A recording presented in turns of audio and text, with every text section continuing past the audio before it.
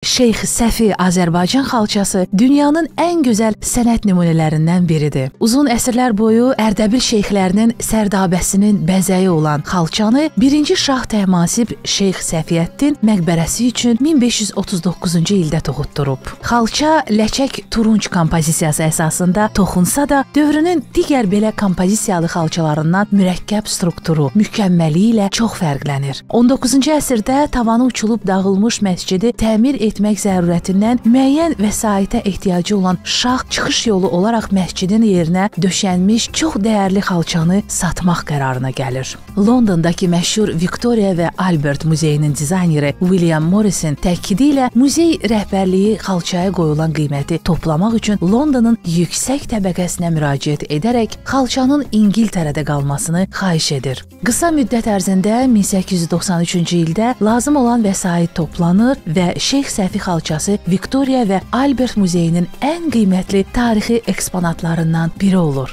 Yeri gəlmişkən, xalçaya Şeyx Səfi adını görkəmli xalçaçı rəssam Lətif Kərimov verib. Bu, xalçanın dəqiq bazar dəyərini müəyyənləşdirmək çətindir. Çünki o, satışda deyil və muzey kolleksiyasının bir hissəsidir. Tarixi əhəmiyyəti və sənətkarlıq səviyyəsini nəzərə alsaq, Şeyx Səfi xalçasının dəyəri milyonlarla Amerika dolları ilə ölçülür.